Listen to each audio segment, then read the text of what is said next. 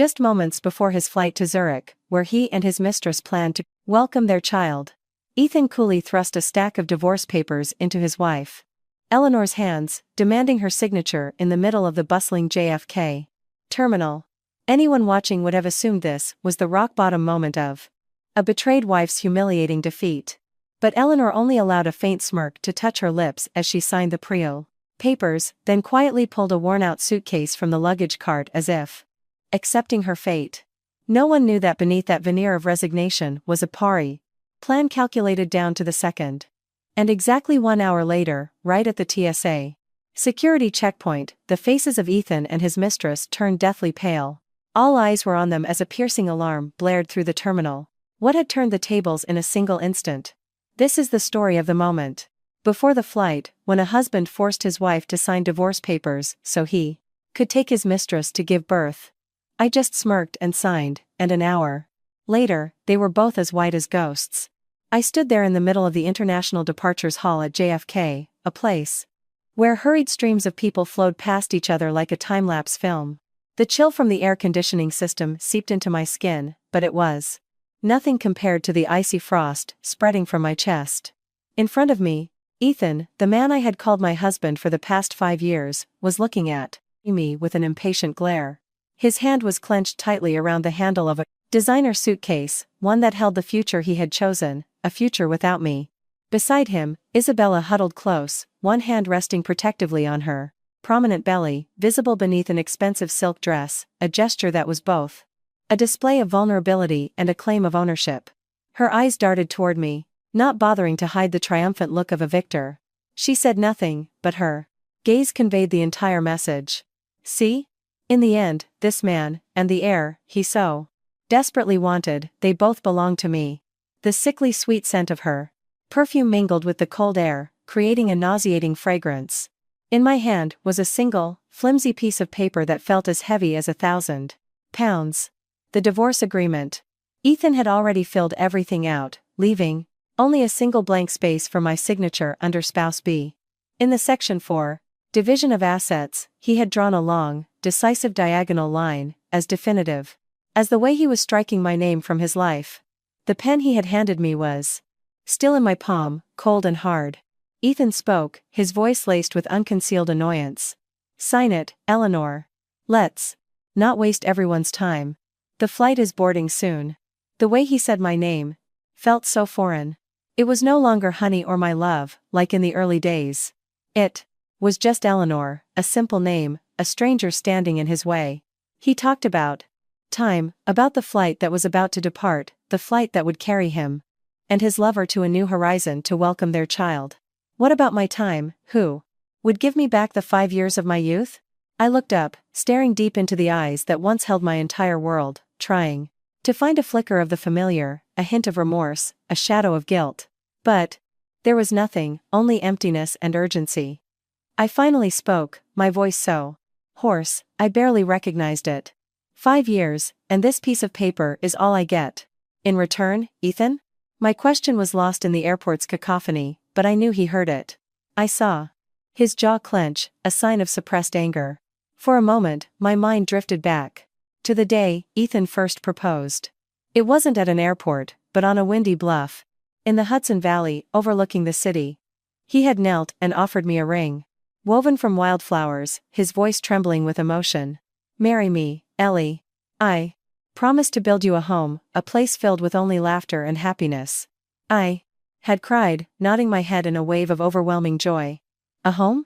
Yes, he had built a home, a very large, luxurious one, but it was a home made of traster glass, beautiful, but cold and fragile.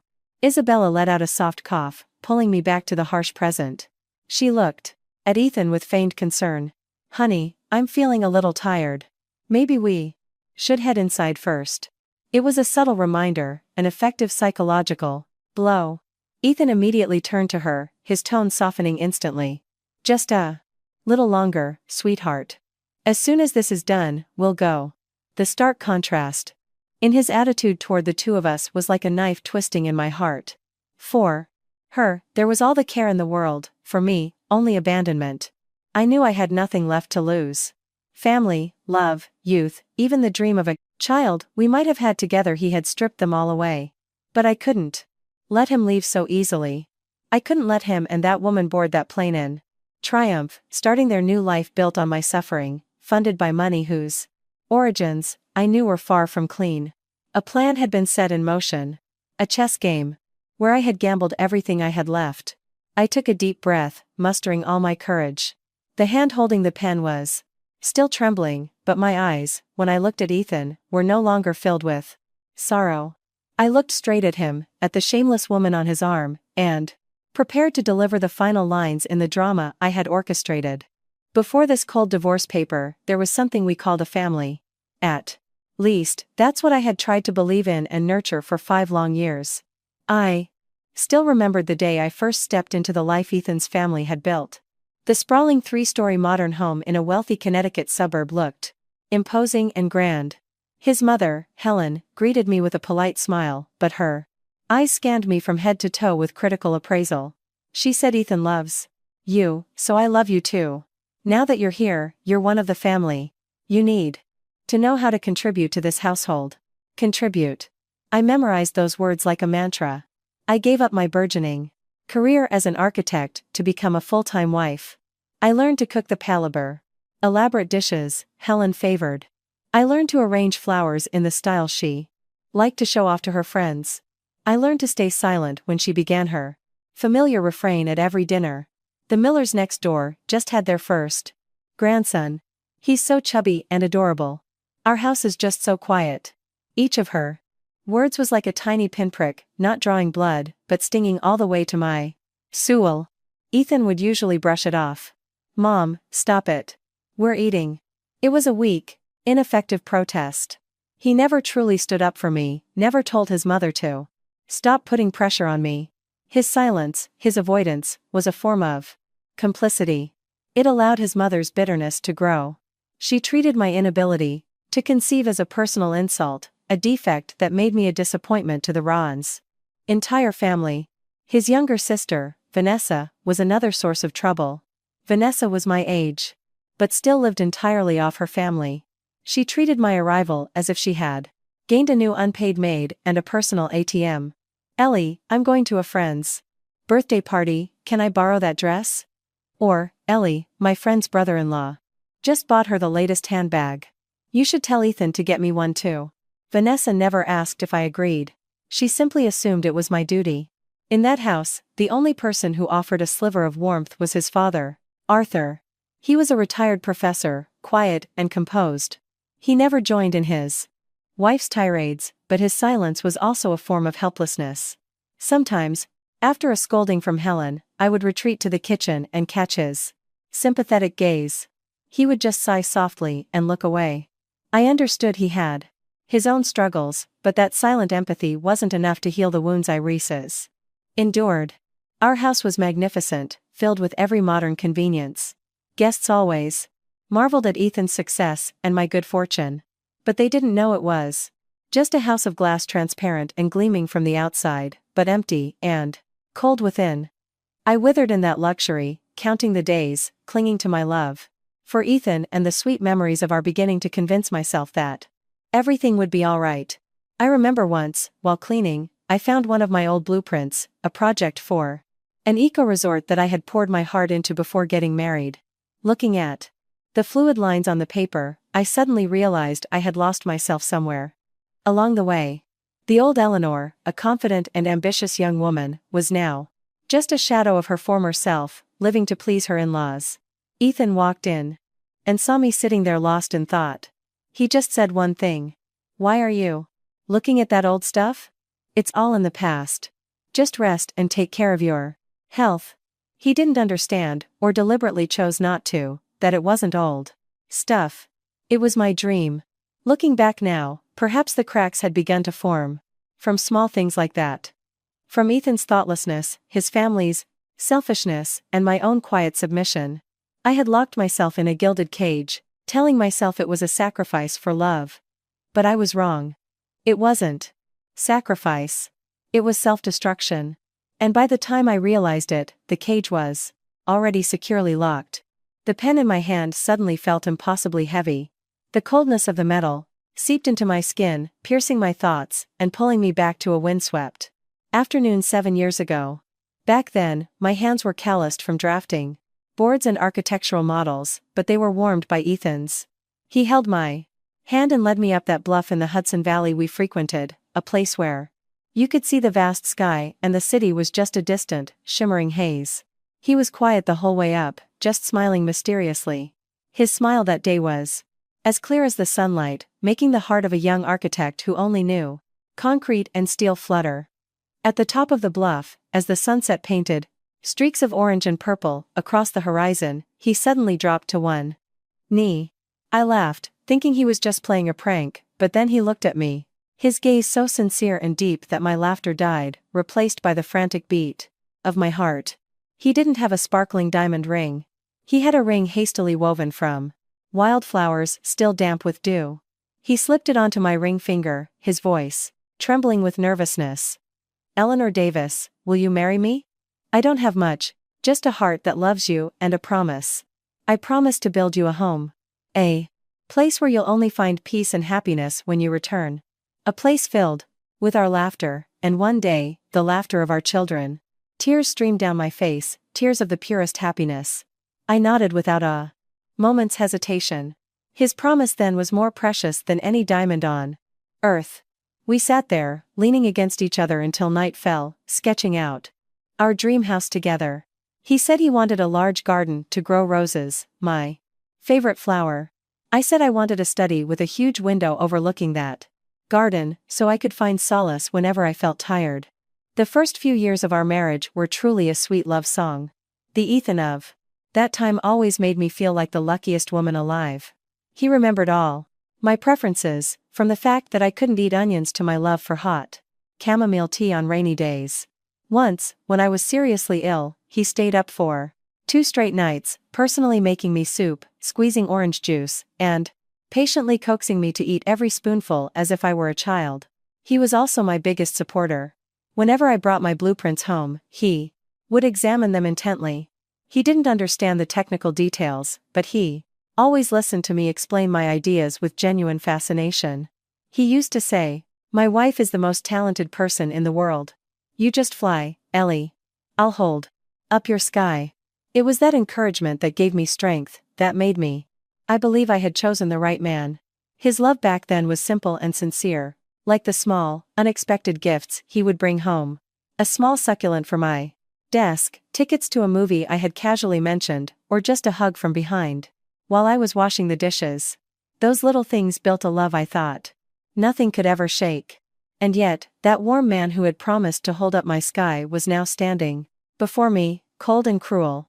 He wasn't just pushing me away, he was shattering my entire sky. The loving words of the past still echoed in my ears, but now they were just sharp fragments cutting into my heart, reminding me of a past that could never be reclaimed. The man of yesterday was dead. Or perhaps, he had never truly existed at all, just an illusion I had painted for myself. Ethan's change didn't happen overnight. It was like a small crack in a wall. At first, no one noticed, but every day it spread a little further, until by the 70th time you realized, the entire wall was ready to collapse. It all started about a year ago, when his fintech business began to thrive. He started having sudden business trips, networking dinners that stretched late into the night. At first, I believed him. I believed the reasons he gave, believed the exhaustion etched on his face when he came home. I told myself he was working hard for our family, and I needed to be a supportive wife, not to doubt, not to bother him. I even felt guilty for not being able to share his burden. But then, the unusual signs became more and more apparent, so clear that my trust began to waver. There were the phone calls he always took furtively on the balcony. If he saw me approach, he would quickly hang up or change the subject awkwardly. There was the strange perfume, a cloying, sweet woman's scent, lingering on his dress shirts. When I asked, he would just frown. It must have been a client. "What are you thinking?" He made me feel like a suspicious, nagging wife. And then I found it. One morning, as I was taking his suit jacket to the dry cleaner, a small, folded receipt fell out of the pocket. It was a payment receipt from a famously expensive, high-end maternity clinic. It clearly listed Services like a 4D ultrasound and prenatal screening, and the patient's name was completely unfamiliar. Isabella. In that moment, the ground beneath me seemed to crumble. My hands trembled, the tarry sta, flimsy piece of paper feeling like it was on fire, burning my very soul. I sat motionless on the bed for a full hour, my mind blank. I tried to find a reasonable explanation, maybe it belonged to a friend, or one of his employees. But why would he keep it in his jacket pocket? Why at such a luxurious clinic? 1,000 questions swirled in my head, but they all pointed to a single answer I didn't dare to face. That night, I waited for him to come home. I didn't cry, I didn't make a scene. I just sat on the sofa with the receipt on the glass coffee table, and I waited. Ethan didn't get home until after 11 p.m., reeking of alcohol. He was surprised to see me still awake, and then his eyes fell on the receipt. His expression flickered for a second. He was silent for a few beats, long enough for me to see the panic flash in his eyes. I spoke, trying to keep my voice from shaking. "Whose is this, Ethan?" He didn't look at me. His gaze was fixed on the receipt as if it were a venomous snake. He picked it up, crumpled it in his hand, and tossed it into the trash. He turned to me, his voice regaining its composure, even sounding slightly annoyed. "It's just my assistant's. Her husband was out of town, so she asked me to take her to her appointment and pay for it." "You're overthinking things again." It was a clumsy lie, an unbelievable explanation. An assistant who would have my Daclol husband, the CEO, personally take her to an appointment at such an exclusive place? Contempt rose within me. I looked him straight in the eye, my voice sharp. "Do you think I'm an idiot?" Ethan didn't answer my question. Instead, he raised his voice, using anger to mask his deceit. "I already told you it's nothing. I've been under a lot of pressure at work lately, do you understand? I just want some peace when I get home, but you're always looking for a fight.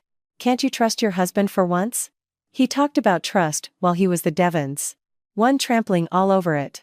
That night, for the first time in 5 years of marriage, we slept with our backs to each other. The room was spacious, but I felt like I was suffocating. The first crack had appeared, and I knew nothing could ever mend it. After that failed confrontation, a tense silence enveloped our house. Ethan became more careful. He no longer took calls carelessly.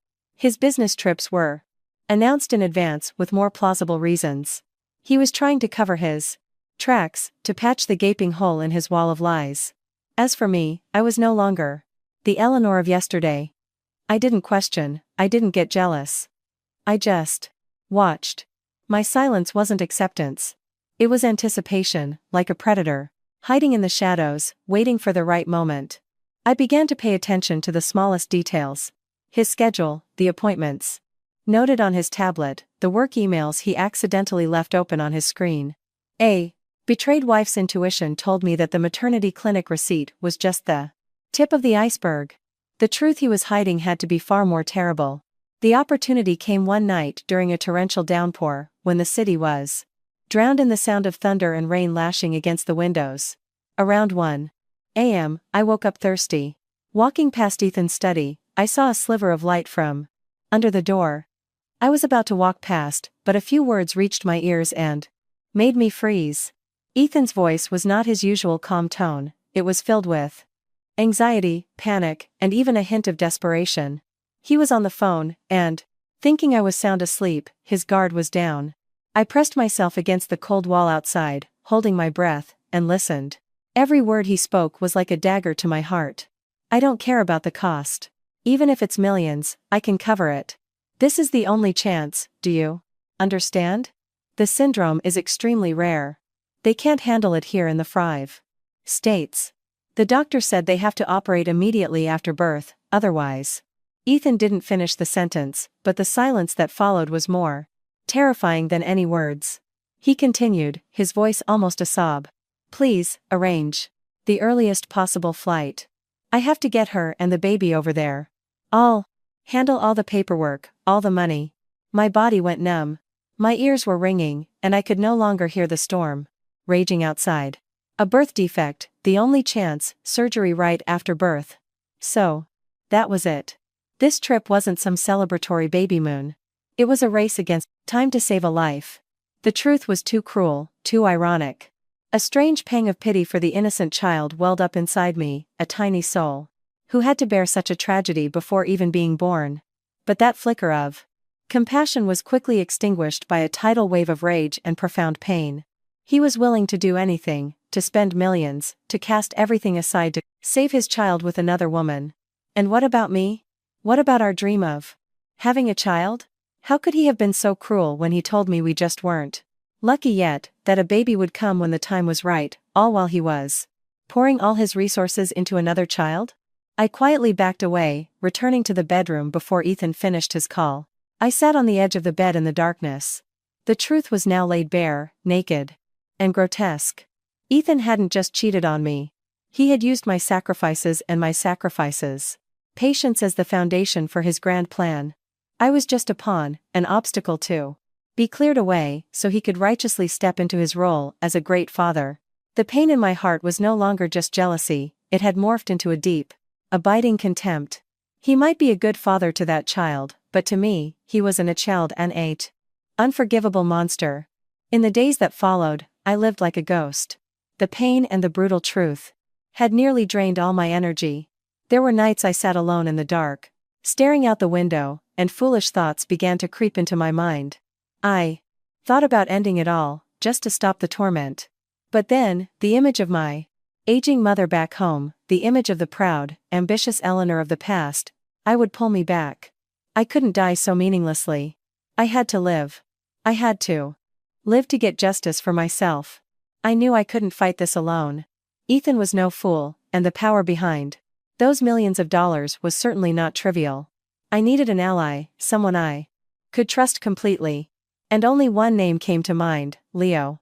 Leo was my best friend from college, a genius in IT and cybersecurity. More importantly, he knew the old me, before I was buried in this marriage. After much hesitation, I finally dialed his number. His familiar voice came through the line. Ellie? Wow, it's been a while. Is everything okay? His voice was as warm and sincere as ever. Hearing it, the wall of strength I had so carefully constructed suddenly crumbled. I couldn't hold back the tears, my voice breaking. Leo, I need to talk to you. Can we meet? Leo seemed to sense the distress in my voice. He didn't ask questions, just said decisively, of course. Where are you? Pick a place you feel safe. I'll be there in half an hour. His unconditional trust was a small comfort. We agreed to meet at a small, quiet book cafe, tucked away in an alley, a place I knew I wouldn't run into anyone I knew. When Leo arrived and saw my haggard appearance, he couldn't hide his concern. He pulled up a chair across from me and asked gently, "What happened to you, Ellie? You look terrible." I took a deep breath and began to talk. I told him everything, from the first suspicions and the maternity clinic receipt to the fateful phone call I had overheard. I spoke through choked sobs, pouring out all the pain and resentment I had suppressed for so long. Leo listened in silence, never interrupting. His expression shifted from surprise to anger, and finally, to pity. When I finished, he sat quietly for a long moment, his hands clenched into fists. He spoke, his voice low. "I can't believe that guy is such a bastard. Ellie, what are you going to do now? Just divorce him quietly and let him go? Take some money and start over?" I shook my head, wiping away my tears. I looked him straight in the eye, my voice firming up. "No, Leo. If it were just an affair, maybe I would have. But he didn't just take my love. He took my dreams, my youth, and the money we had saved for our future. He's using dirty money to build his happiness on my ruins. I can't let him and that woman just walk away scotangent free." Leo looked at me, a flicker of surprise and respect in his eyes. He could see that the strong Eleanor of the past was back. He nodded decisively. "I get it. What do you need me to do?" I let out a sigh of relief. I knew I had come to the right person. "I want to know where that money, those millions of dollars, really came from." Leo smiled, a sharp, confident smile. He replied, "All right. Let's see what your brilliant husband has been doing behind your back. You're not alone in this chess game." Ever since I met with Leo, I lived in a state of anxious hope. Every day, I had to play the part of the perfect wife in front of Ethan and his family. I was still the gentle wife, the dutiful daughter-in-law, but behind that calm facade was a heart counting down the seconds, waiting for news from Leo. Every time my phone buzzed, my heart would clench. I was scared, but also expectant, scared that the truth would be even crueler than I imagined, and expectant that I would finally have the weapon I needed to end it all. I had to admit, Ethan was a talented actor. He started being more attentive, occasionally bringing home flowers or asking if I wanted to go somewhere for a change of scenery. But I knew these were just gestures to placate me, to lull my life-fear suspicions so he could quietly prepare for his great escape. I accepted it all with a faint smile, a smile that probably held more contempt than I realized. And then, the fateful day arrived. It was one afternoon while I was watering the orchids on the balcony. I received a text from Leo. It wasn't long, just a few lines of text and an attached file, but it was enough to make my world collapse completely. I opened the file. It was a bank statement. My eyes were glued to the numbers and the text scrolling across the screen. Leo's message was brutally clear. Ellie, I just traced it. The entire amount in your joint savings account, over $250,000, was completely withdrawn 3 weeks ago. The money was funneled through several shell accounts and finally all ended up in an account under Isabella's name. $250,000. The number danced before my eyes, blurring and then sharpening. That was our sweat and tears, the years I had scrimped and saved, the times I had said no to a new dress, the vacations we had postponed. It was my last hope for the IVF treatment the doctor had scheduled. The phone slipped from my hand, clattering against the tiled floor. But I couldn't hear a thing. My ears were ringing, and my chest ached as if 1,000 needles were stabbing it at once. This was it. The final straw. He hadn't just cheated. He hadn't just had a child with someone else. He had ruthlessly stolen my dream of becoming a mother, the one sacred dream I had held onto for so long. He had used my own hope to pave the way for his and his mistress's happiness. I didn't cry. The tears seemed to have run dry. A terrifying coldness spread through my body, extinguishing all emotion. Pain, anger, jealousy, it all vanished, replaced by a hollow emptiness and a steely resolve. Ethan had given Isalda me no way out, so I no longer needed to show him any mercy. He had destroyed everything, so I would be the one to light the match and make it all explode. I bent down and picked up the phone. The screen had a long crack, just like my marriage. I walked into my room and stood before the mirror. The woman staring back had bloodshot eyes, but not a single tear. Her gaze was foreign, determined, and tinged with a cold cruelty. This was no longer the weak, submissive Eleanor. This was someone else, someone reborn from the ashes of betrayal. I picked up the phone and sent Leo a short message. Meet me now. We need a plan. We met at the same place, the book cafe tucked away in the alley, but this time, the atmosphere was completely different. There were no more tears or sobbing. Stories. I sat up straight, calmly sipping my tea. Leo arrived shortly after, looking at me with surprise and a hint of worry. He had probably prepared himself to comfort a devastated friend, but the person sitting before him was an entirely different Eleanor. Leo sat down, observing me for a moment before speaking. Are you okay? I put down my teacup, looked him straight in the eye, and replied, my voice perfectly steady. I've never been better, Leo. Thank you for telling me the truth. It hurt, but it was necessary. It woke me up. My calmness seemed to unsettle him. He understood that the silence before a talv storm is always more frightening than its roar. I didn't keep him waiting. I stated my purpose clearly and decisively. I'm not divorcing him quietly anymore. And I don't want a portion of the assets handed to me out of pity. I paused, letting my words sink in. I want him to pay for everything he's done. With the 17s. Very things he's most proud of. His career, his reputation, and his freedom. After hearing me, Leo was silent for a long moment. He laced his fingers together on the table, his expression more serious than ever. He said, his voice low and clear, Ellie, do you understand what we're about to do? Based on what I've found, Ethan's finances are incredibly complex. He's not just a successful entrepreneur. It's very likely he's a key player in a sophisticated money laundering ring. This isn't just a family matter anymore. It's dangerous. I nodded, showing him I had considered the risks. I know. I know what I'm up against.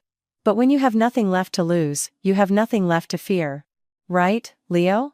The determination in my eyes convinced him completely. Leo let out a long breath and nodded in agreement. He would see this through with me to the end. He began to analyze the situation. To take down Ethan and the forces behind him, we need irrefutable proof. Not just disguised bank transfers, but the original ledgers, the data files with detailed records of their deals. That kind of thing would be kept in an extremely secure location. I searched my memory, mentally scanning every corner of our house, every one of our corner of our house. Ethan's habits. He was an incredibly careful and paranoid person. Critical documents would never be kept at the office. I suddenly remembered a detail. In Ethan's home office, there was a large safe disguised behind a painting on the Tana wall. He always said it was for important company papers, and I was never allowed near it. I told Leo about the safe. He nodded. It's very likely in there. But the problem is how to open it without being detected. A thought flashed in my mind. I remembered Ethan had a habit of saving all his important passwords in an TL encrypted note file on his personal laptop, a device he never let out of his sight. He was overconfident in his own security measures. That confidence would now be his Achilles heel. I shared my idea with Leo. He smiled, a knowing look in his eyes. Once we have a WWW specific target, things get easier. Your job now is to find a way to copy the Cristo data from that laptop. Can you do it? I clenched my fists, my eyes shining with resolve. I will. My revenge had officially begun. From the day I decided to fight back, I began to learn how to wear a mask. By day, I was the devoted wife, quietly managing our shared home. But when night fell, I became someone else. A thief, stalking my own house. My target was Ethan's laptop, the one thing he was never without, the device I believed held the key to the secret world he was hiding. I knew I didn't have much time. His flight was fast approaching. Leo had prepared a special tool for me. It was a USB drive that looked completely ordinary, but he explained it was a hardware data cloner. It could pull all the information from a hard drive without a login password, as long as the computer was in sleep mode. Leo gave me strict instructions. You only have about 5 minutes, Ellie. Plug it in. A red light will blink. When it turns green, it's done. Do not pull it out while the light is red, or you'll lose everything and might leave a trace. My chance came one weekend evening. After dinner, Ethan received what seemed to be an important work call. He went into the master bathroom to talk, for privacy. The sound of the shower running full blast was the perfect cover for my actions. My heart pounded in my chest. This was it. My only chance. I took a deep breath and tiptoed into his study. Ethan's laptop was on the desk. The screen dark, but the power light still on, indicating it was in sleep mode. My hands trembled as I plugged the USB drive in. A tiny red light blinked to life, flashing steadily. 5 minutes. It was a short period of time that now felt like an eternity. I stood there, holding my breath, every sense on high alert. My ears strained to listen for the sound of the shower, my eyes glued to the blinking red light. With every passing second, my chest felt tighter. What if he came out suddenly? What if the device malfunctioned? 4 minutes passed. The sound of the water was still steady. I could feel cold sweat soaking the back of my shirt. The red light kept blinking, as if mocking my patience. I started to panic, wanting to pull it out and give up. But then, the image of Ethan and Isabella at the airport, the image of the divorce papers, the image of the empty savings account flashed in my mind, giving me strength. I clenched my fists, forcing myself to be calm. And then, the moment I was waiting for arrived. The red light stopped blinking and turned a soft, steady green. Success. I quickly pulled out the USB drive, shoving it deep into my pocket. Just then, the water in the bathroom stopped. Abruptly, my heart leaped into my throat. I rushed out of the study and back to our bedroom just seconds before Ethan emerged, a towel wrapped around his waist, his hair still wet. He looked at me and asked, "What's wrong? You look pale." I managed a natural smile. "I'm just a little tired." You go ahead and work. I'm going to bed. The next day, I met Leo. He plugged the USB into his computer, and after just a few minutes, his face became extremely grave. He said, "My God, Ellie, it's worse than we thought. The entire accounting ledgers, fake contracts, a list of misty accounts used for laundering, it's all here. Your husband is a reckless man." Leo broke the encryption and retrieved all the passwords, including the one for the DAF safe. The plan was halfway complete. Now it was time to prepare the decisive weapon. Leo handed me a black power bank, a sleek, high-end model, the exact type Ethan favored. He explained, "I've transferred all the data onto a microdrive inside this. I also embedded a small circuit with a special, harmless chemical compound, but one that will definitely be flagged by the new generation of airport security scanners. This will be your final gift to him." I took the power bank, feeling its weight in my hand. This wasn't a gift, it was a time bomb for Ethan's life. 2 days later, Ethan came home earlier than usual. The tense, secretive air around him was gone, replaced by a chilling calmness. He sat down on the sofa opposite me, where I was pretending to read a magazine. He cleared his throat to get my attention and then spoke. His tone was gentle, but every word cut like a chowser knife. "Eleanor, I need to talk to you." I slowly closed the magazine and looked up at him, preparing for the final act. He continued, "The company has a major project in the US. I'll have to be there for a while, maybe a few years, to get the new branch established." It was a well-rehearsed lie. He watched me, waiting for a reaction. I remained silent, letting him continue his performance. Seeing no particular reaction, he took 2 sets of documents from his briefcase and placed them on the table. One was the divorce agreement I had already seen in my nightmares. The other was a pair of business class plane tickets, one for him and one for Isabella. Ethan pushed the divorce papers toward me, along with an expensive fountain pen. He said, his voice losing its initial gentleness and becoming commanding, I think it's time we set each other free. You and I are no longer on the same path. I need you to sign this now." Every word he spoke was a complete erasure. A sensing of our 5-year marriage, as if it had all been a mistake. I began my own performance. I let my eyes well up with tears, my voice trembling with hurt. "Set me free? Is that what you call this, Ethan? After everything I sacrificed for this family, you just say, 'Set me free,' and it's over?" Ethan seemed to have anticipated this reaction. He sighed, leaning back on the raccoon sofa with a look of exhaustion. "Eleanor, don't make this more complicated. I know I've wronged you, but you can't force feelings. Isabella needs me, and the baby needs me. I have a responsibility." Responsibility? He spoke of responsibility to his mistress and their child after 7. Trampling on his responsibility to his wife. I laughed bitterly, and the tears began to fall. Tears were a woman's best weapon in this situation, and I was using them to full effect. I sobbed. "What about me? Are you just going to throw me away, like an old piece of furniture?" To make his act more convincing, he played his final card. He took out a bank book and pushed it toward me. "There's $25,000 in here. Consider it a small compensation from me. With this money, you can start a new life. $25,000 for 5 years of my youth, for a shattered dream, for a broken heart." He thought everything could be quantified in money.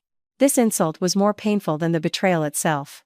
I pushed the bank book away, shaking my head through my tears. "I don't want your money. I just want an honest explanation." In Ethan's eyes, my action was just the foolish stubbornness of a defeated woman. He lost all patience, his voice turning harsh. "Don't be a fool, Eleanor. What other choice do you think you have? Sign it." I knew the moment had come. I looked at him, my eyes filled with sorrow, and said through my sobs, "Fine, I'll sign. But not here. I'll come to the airport tomorrow, to see you off. I want to see you one last time, and I'll sign it in front of you as our final goodbye." My request played right into Ethan's ego. He wanted to see me completely broken, to savor his final victory in its entirety. He smirked, the smile of a conqueror. "Fine. If that's what you want. 8 a.m. tomorrow at the airport." He stood up, adjusted his tie, and left, completely satisfied with the outcome. He had no idea he had just walked straight into the trap I had set. As the door closed, I slowly wiped my tears away. The pain was gone, replaced by a cold, unwavering resolve. I arrived at the airport at 7:30 a.m., half an hour early. I deliberately chose a pale gray dress, a lifeless color, and wore no makeup, letting the dark circles under my eyes show naturally.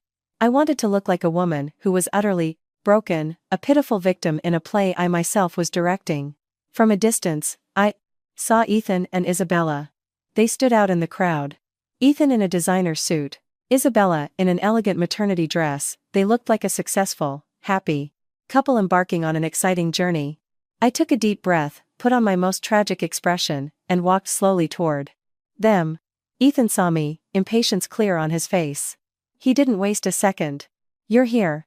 Here are the papers and a pen. Sign it quickly so we can be done. Don't make other people late." The way he said other people was another twist of the knife, as if I were an outsider to my own tragedy. I didn't look at the papers. I looked up at Ethan, my voice shaking as if I was about to cry. "Ethan, I'm begging you. Can't you reconsider? I'm asking you one last time, for the years we had, for..." Before I could finish, my feigned weakness seemed to snap his patience, already frayed by the pressure of time. Ethan roared, all cruelty exposed. "Enough. Stop with the drama." He lunged forward, his hand clamping around my wrist with bruising force. He yanked my arm so violently that I lost my balance, my knees hitting the cold, hard floor. He stood over me, his grip tightening as he hissed a threat. Everything around me seemed to stop. A few curious onlookers paused, and gasps began to ripple through the crowd. Pain shot up my arm, my wrist throbbing in his vice-like grip. The plan had just passed a crucial milestone. Amidst the curious and pitying stares focused on me, I slowly looked up. Across the way, I saw her. A young woman holding up her phone, the lens pointed directly at us. A small red dot on her screen told me everything was being recorded. Our eyes met for a fraction of a second, a moment of silent, female solidarity. She gave me a slight nod, as if to say, "I got you." Ethan, noticing the stares and realizing the scene he was making, quickly hauled me to my feet, his voice a threatening whisper. "Get up. Are you trying to make a scene here?" Isabella, beside him, also looked panicked, muttering, "Honey, people are watching." Ethan ignored her, shoving the pen and papers into my hand again. "Sign." This time, I wasn't acting anymore. Real tears began to fall, tears of passion, humiliation, and of relief that the burden was about to be lifted. I nodded through my sobs. Then my eyes fell on their luggage cart nearby. I pointed to a worn, scuffed suitcase, a stark contrast to the other gleaming, designer pieces. My voice was broken. I'll sign. Just let me ask for one last thing. Let me keep that old suitcase. It's the only memory we have left. The one from our honeymoon." My request, in this context, sounded pathetic and desperate. It seemed like the final plea of a discarded wife, clinging to a worthless memento. Ethan glanced at me, then at the old suitcase, his eyes filled with contempt and impatience. He just wanted to end this messy drama as quickly as possible. "Fine, whatever. What's a beat-up suitcase worth anyway? Just sign the damn thing." My hands trembling, I placed the papers on a nearby chair and signed my name. A single tear fell, smudging the final stroke of ink. I pushed the papers toward Ethan without another word. Then I turned my back on them and walked slowly toward the luggage cart, the cart that held both heaven and hell for Ethan. As I turned away, Ethan and Isabella didn't spare me another glance. Snatched the divorce papers like a trophy, and quickly headed toward the check-in counter, triumph and satisfaction in every step.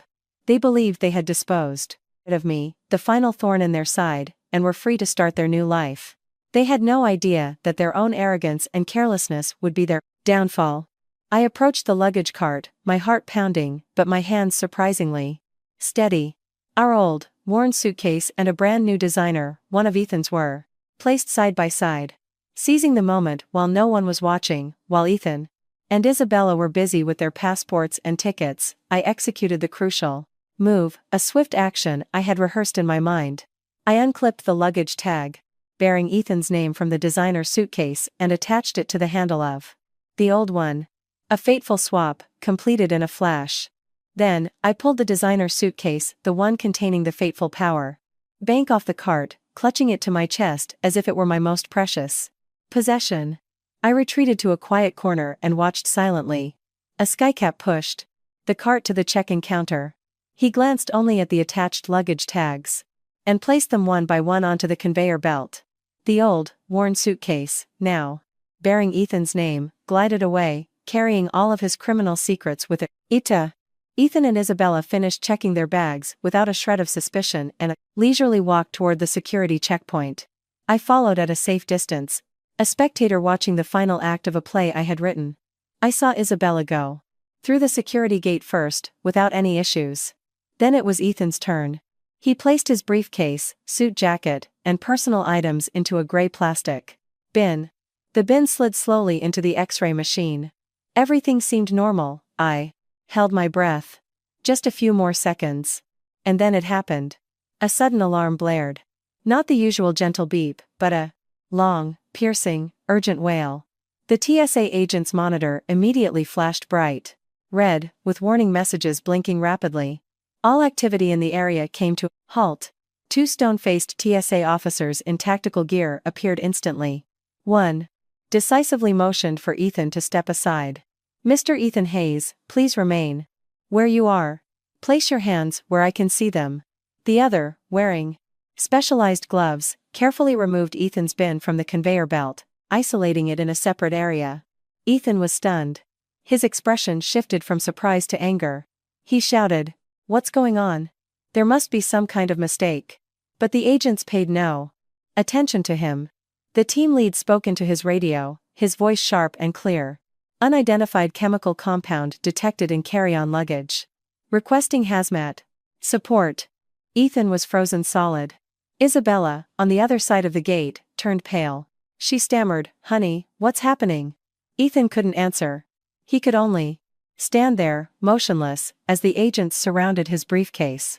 The team lead carefully opened the case, and the first thing he pulled out was the black power bank. He held it up, examining it with a suspicious eye, as if it weren't a piece of tech, but a bomb about to detonate. The door to a private screening room slammed shut, cutting Ethan off from the outside world, and from the last moments of his freedom. Inside, the air was cold and thick with tension. Ethan, after the initial shock, had quickly regained his usual arrogance. He crossed his arms, looking at the security team with a defiant glare, his voice still haughty. "It's just a power bank. What's all the fuss about? Do you have any idea who I am? You're going to regret this." The lead TSA officer, a stern-faced middle-aged man, was unfazed by Ethan's threats. He signaled to a technician, who placed the power bank into a Sentinel specialized scanner. A few seconds later, complex data appeared on a computer screen. The technician reported, his voice crisp. "Sir, the object contains no explosives, but there is an unauthorized, military-grade encrypted storage device integrated within. It cannot be accessed through conventional means." Hearing the words military-grade encryption, Ethan's expression wavered slightly, but he tried to maintain his composure. The lead officer stepped closer, placing his hands on the table, and looking Ethan directly in the eye. "Mr. Hayes, under federal aviation law, we have the authority to inspect any object that may pose a threat to flight safety. I need you to provide the RebelX password to unlock this device immediately." Ethan scoffed. "That's personal property containing business secrets. You have no right." The officer didn't argue. He replied coldly, "If you refuse to cooperate, we will be forced to use technical means to bypass the security. At that point, you will face charges not only for endangering security but also for obstructing a federal agent. The choice is yours." The officer's firmness made Ethan realize the situation was more serious than he thought. Cold sweat began to form on his brow, but he stubbornly recited a fake sequence of numbers. The technician entered the password and shook his head. "Incorrect." The officer's patience ran out. He gave a signal, and the technician connected another device directly to the power bank. This was where Leo's plan came into play. The USB I had used didn't just copy data, It had also planted a digital backdoor. Leo had anticipated this scenario and given me a special master key to provide to the authorities if needed. And, through an anonymous tip sent earlier, I had done just that. A few minutes later, the large screen in the room suddenly lit up. The entire encryption layer had been shattered. But what appeared was not ordinary business. Secrets. It was a series of Excel files with cryptic names, complex diagrams of money flows, and detailed ledgers of wire transfers to offshore shell companies. There were real estate contracts with absurdly inflated values. Everything was there, clear and detailed down to the last dollar and date. It was a perfect blueprint of a massive money laundering operation. At that moment, all the color drained from Ethan's face. His arrogance evaporated like soap bubbles, replaced by pure, unadulterated terror. He stumbled backward, his legs weak, stammering incoherently. No, impossible. How? He stared at the screen, unable to believe what he was seeing. The empire he had worked so hard to build, the glorious future he and Isabella had envisioned it, was all laid bare, naked and ugly. The door burst open again. This time, it wasn't airport security. It was plainclothes federal agents, their faces grim, a warrant in hand. An agent stepped in front of Ethan, his voice echoing through the room. Ethan Hayes, we are with the FBI's Economic Crimes Division. You are under arrest for suspicion of money laundering and organized financial crimes. We need you to cooperate. The cold click of handcuffs snapped shut, binding the hands that had once held me, dragged me to the floor, and signed countless illicit deals. Ethan's American dream ended right there at the airport, in a small, suffocating room. Standing in a discreet corner of the departures hall, watching through a narrow gap in the doorway, I witnessed it all. A bitter, triumphant smile crossed my lips. I quietly turned and melted back into the crowd, leaving the collapse of an empire behind me. As Ethan was escorted out of the security room by 2 FBI agents, a small commotion erupted. A few onlookers recognized him as a well-known entrepreneur and quickly raised their phones to take pictures and videos. The murmurs and gossip grew louder. At the center of it all, Isabella stood frozen, her face ashen. She watched her lover being handcuffed, her eyes wide with panic and disbelief. I watched from a distance, waiting to see how she would react. Would she scream, rush forward to plead, or faint from shock? But Isabella did something I never expected, something that proved she was no ordinary mistress, who simply depended on a man. After a few seconds of shock, the panic in her eyes sharpened into a beauteous, calculated gleam. She quickly scanned her surroundings, assessing the situation. Then, just as Ethan was led past her, she suddenly let out a piercing cry. She clutched her stomach, and her body went limp as she collapsed to the floor. Ah! My stomach! Help! Help me! My baby! Her performance was flawless. The agonized scream, the terrified expression, and her very pregnant belly immediately captured everyone's attention. The focus of the chaos shifted. It was no longer about the white-collar criminal Ethan Hayes, but about a poor, pregnant woman at risk of a miscarriage. Airport paramedics rushed over with a wheelchair. People crowded around her, some asking questions, others trying to help. The attention of the security team was also diverted. It was in that moment of orchestrated chaos that I saw an incredibly quick, subtle move from Isabella. As a female staff member helped her into the wheelchair, her arm swung slightly backward, and a tiny, glittering object flew from her hand into a nearby potted plant. The action was so discreet that almost no one could have noticed it. Except for me, the one person who was focusing all my attention on her. My heart skipped a beat. It had to be a SIM card or a memory card, some crucial piece of evidence she needed to get rid of immediately. That collapse wasn't a craps breakdown, it was a calculated performance to create an opportunity to destroy a scry evidence. It was then that I truly understood. Isabella was not a dependent. She was an accomplice, a fox just as cunning as Ethan, perhaps even smarter and more decisive in a crisis.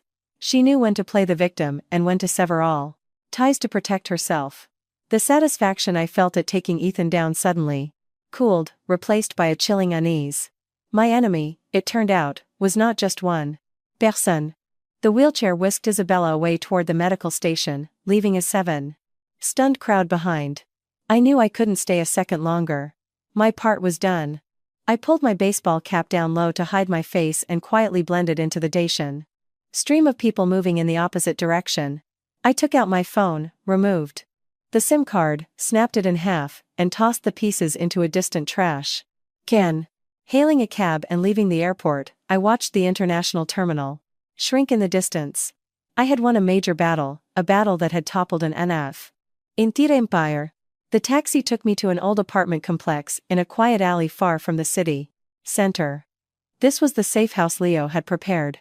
It was small and simply furnished, but it was clean, and most importantly, no one knew it existed.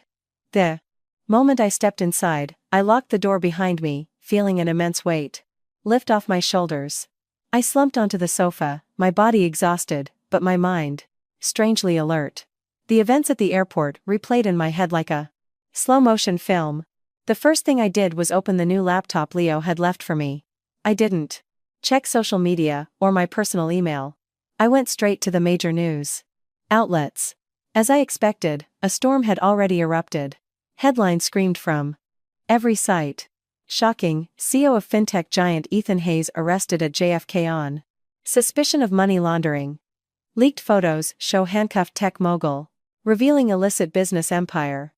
Transnational economic crime ring, possibly uncovered after random security check. Ethan's name was everywhere. The images of him being led away, his face dazed and panicked, were going viral. The business world he had been so proud to be a Dacian part of was now in turmoil. I read every article, every comment. People were analyzing the potential collapse of his company, the impact on the stock market. I had lit a single match, and now an entire forest was burning. But that wasn't all. The next morning, the second bomb dropped, and this time, it had my name on it. The video of Ethan assaulting me at the airport, posted by that unwilling witness, had become a viral earthquake on social media.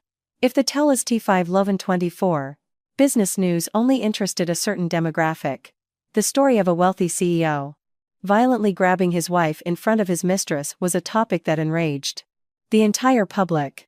The video was shared hundreds of thousands of times, accompanied by furious comments. I can't believe it. He looks so polished, drives a fancy car, lives in a nice house, but he's just an abuser. I feel so bad for his wife. Seeing him yank her down like that broke my heart. She sacrificed everything just to get thrown to the floor and handed divorce papers? The law needs to prosecute him for assault too. We can't let people like him walk free. Ethan was no longer just a white-collar criminal. He was now a symbol of toxic masculinity, a man condemned by all of society. Later that day, Leo came by. He brought food and a few changes of clothes for me.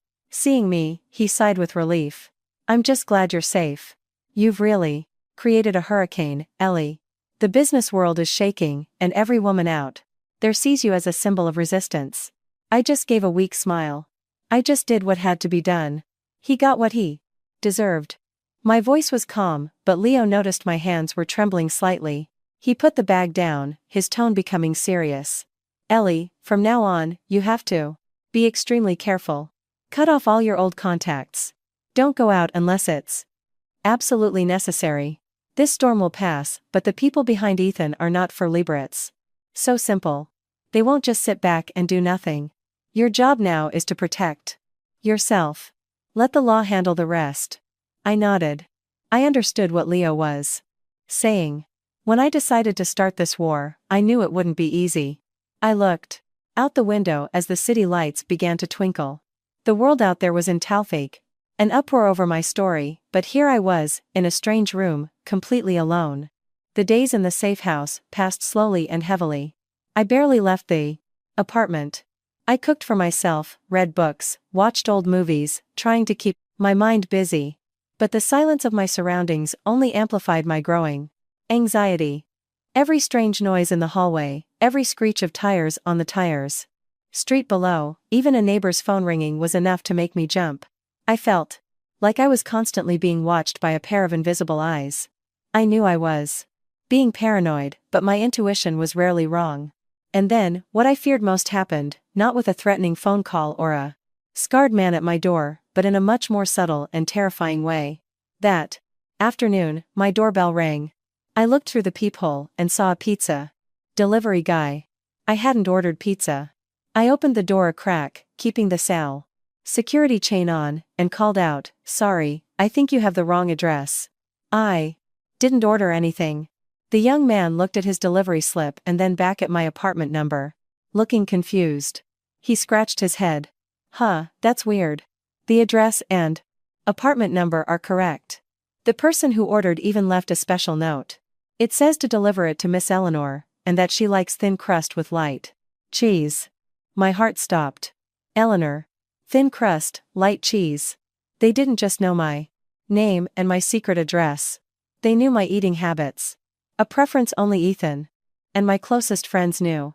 The delivery guy saw my face turn pale and quickly waved his hands. "It must be a mistake. Sorry to bother you, ma'am."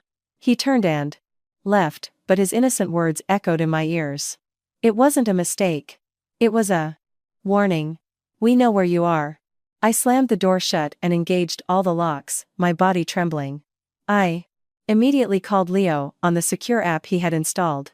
I told him what happened. On the other end, Leo was silent for a long moment, then I heard him curse under his breath. "Damn it. They're moving faster than I thought. They're sending you a message, Ellie. Do not open the door for any strangers." But the threats didn't stop there. The next morning, when I cautiously opened my 60s door to take out the trash, I found a small box placed neatly on my doormat. There was no sender or recipient name. My heart hammered against my ribs. I used a pair of tongs to carefully bring the box inside, as if it contained a bomb. I placed it in the kitchen sink and used a knife to open it from a distance. Inside, there was nothing dangerous, nothing scary, just a single red rose that was beginning to wilt. A wilted rose. My memory flashed back. In the past, on every anniversary, Ethan would give me a bouquet of vibrant red roses. This was clearly another message, a more personal and cruel one. "We don't just know where you are, we know your past. And we can turn your most beautiful memories into something withered and dead, just like this flower." Real fear began to take hold. I took a picture of the rose and sent it to Leo. This time, he couldn't maintain his composure. He called me immediately. "Ellie, this is serious. The evidence you gave the police might have taken down Ethan, but it might not be enough to topple the entire organization. They think you're still holding something back, and they're testing you." I sank to the floor, staring at the wilted rose. The satisfaction of revenge had completely vanished. Now, I only felt the weight of danger on my shoulders. This was no longer just about getting justice for myself. It had become a fight for survival. And my enemies were invisible, ruthless, and knew far too much about me. For days, I lived in a state of absolute terror. The wilted rose was like a faxalute curse, haunting my every dream. I didn't dare go out, didn't dare do anything that might attract attention. I realized that hiding in fear was exactly what they wanted. They wanted to turn me into a panicked prey, trapped in an invisible cage, too afraid to do anything. They wanted me to live the rest of my life in constant anxiety. But I couldn't let them win. After a sleepless night, watching the first rays of dawn stream through the Reyes window, a bold decision formed in my mind. I would not run anymore. The only way to escape fear is to confront it. The only way to make them stop seeing me as easy prey was to show them I was not weak. I had to stand up and rebuild my life from the very ashes Ethan had left behind. I contacted Leo. This time, I didn't talk about fear. I talked about my plan. "Leo, I can't live like this forever. I need to start over. I need a good lawyer. Someone who can help me with the legal battles ahead, not just the divorce, but the division of assets and protecting my legal rights." Leo seemed to have been waiting for me to say this. He responded immediately. "I know someone. Her name is Catherine. She's a lawyer who specializes in complex economic and civil cases.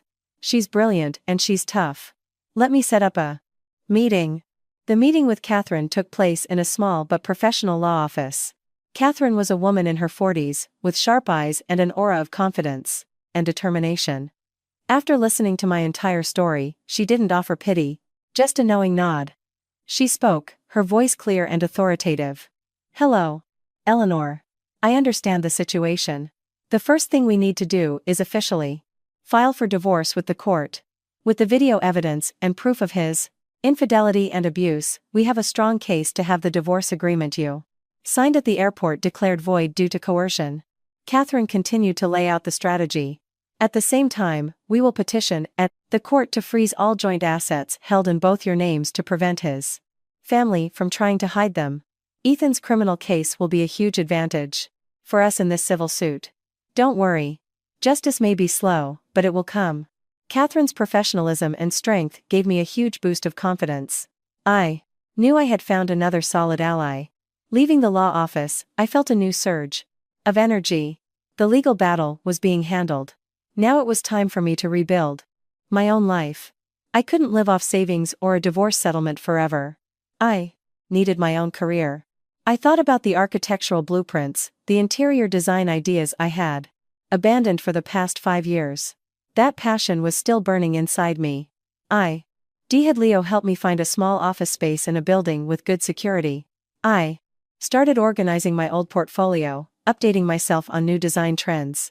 I reached out to a few old friends in the industry, telling them I was ready to come back. At first, it was just small projects consulting on a coffee shop design, renovating a condo. But to me, they were the first bricks in my new foundation. A week later, I stood in my new office. It was just a small, empty room, about 200 square feet, with only a desk and a chair. But standing there, breathing in the smell of new paint, I felt a strange sense of peace and freedom. The fear was still there, lurking in the back of my mind, but it no longer controlled me. Because now I had a purpose, a path to follow. I was no longer a victim in hiding. I was a woman building her own future with her own hands. On Catherine's advice, I decided to visit Ethan at the Federal Detention Center. She said that seeing him once might help us understand more about his partners, and would also establish my position before we went to court. Let him see that you are not afraid. At first, I was hesitant. I didn't want to see his face again. But then I realized Catherine was right. This was a necessary step, not for emotional reasons, but for strategic ones. The visitation room at the detention center was suffocating and cold. Everything was painted a dreary gray, from the walls to the metal chairs. The smell of dampness and disinfectant created an atmosphere of confinement. I sat down, looking through the thick plexiglass that separated two worlds. I waited, my heart surprisingly calm. A few minutes later, Ethan was let out. The moment I saw him, I was truly shocked. The arrogant, impeccably dressed man I once knew was gone. In his place was a haggard figure with a scraggly beard, wearing a loose-fitting prison jumpsuit. He was much thinner, his eyes sunken and hollow, filled with a mixture of confusion and fear. He looked more pathetic than I could have imagined.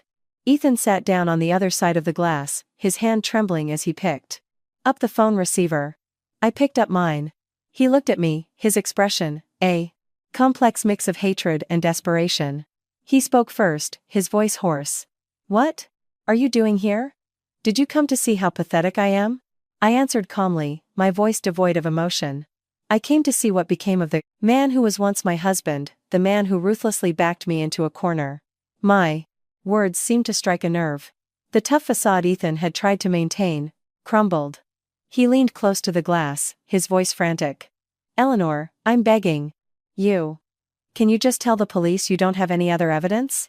Tell them you don't know anything. Please, save me." He started to cry, tears of fear and helplessness. They won't leave me alone. Even in here, they have ways of getting to me. And they won't leave you alone either." I listened in silence. His panic was the clearest confirmation of what Leo and I had suspected. My enemy was truly terrifying. I asked coldly, "Why should I save you, Ethan? When you drained our savings account to pay for your other child's medical care, did you think about saving me? When you violently yanked me to the floor at the airport in front of all those people, did you think about leaving me any way out?" My questions were like knives twisting in his cowardice. Ethan looked down, shaking his head frantically. "I was wrong, I know I was wrong. But you don't understand, Eleanor. They aren't normal businessmen. They're devils in suits. I was just a pawn. If you don't help me, neither of us will make it out of this alive. His desperation sparked a fleeting moment of pity, but it was quickly extinguished by contempt. He only ever thought of himself. Even now, I knew I had gotten the information I needed. I placed the receiver back on its cradle and stood up to leave. Seeing this, Ethan panicked. He slammed his hand against the plexiglass, shouting, "Eleanor, don't go. Listen to me, Eleanor." I didn't look back. I spoke my final words into the still dangling receiver. "You chose your path, Ethan. Now you have to walk it. Don't look for me again." I hung up, leaving him to his desperate cries behind the thick glass. Stepping out of the heavy iron gates of the detention center, I took a deep breath of free air. The meeting with Ethan left a heavy feeling in its wake.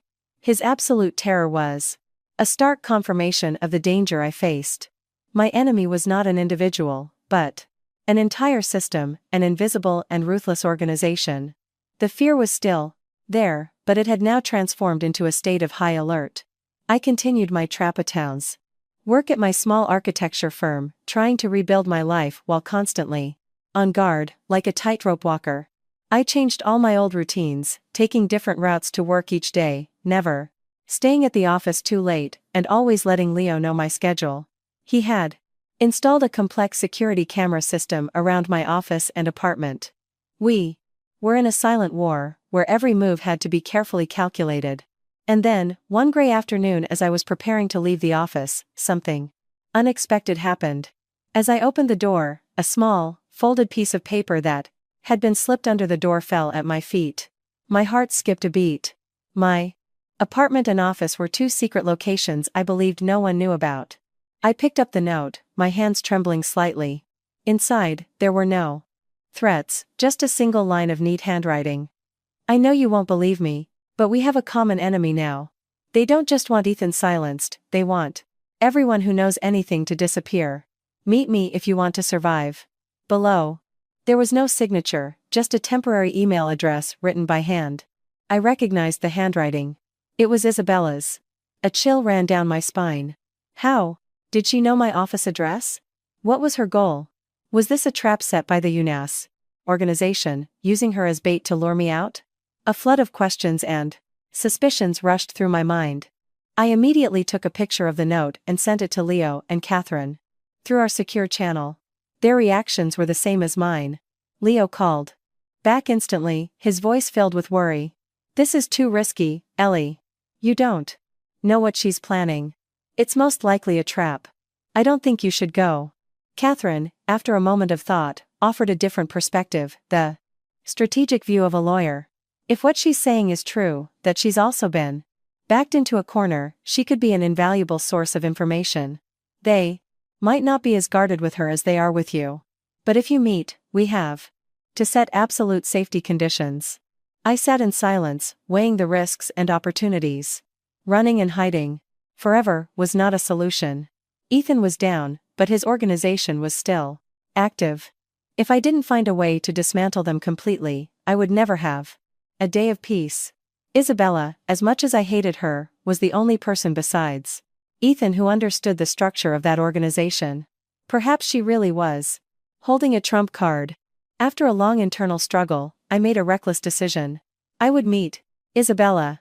I would face the woman who, with my husband, had pushed me into the abyss.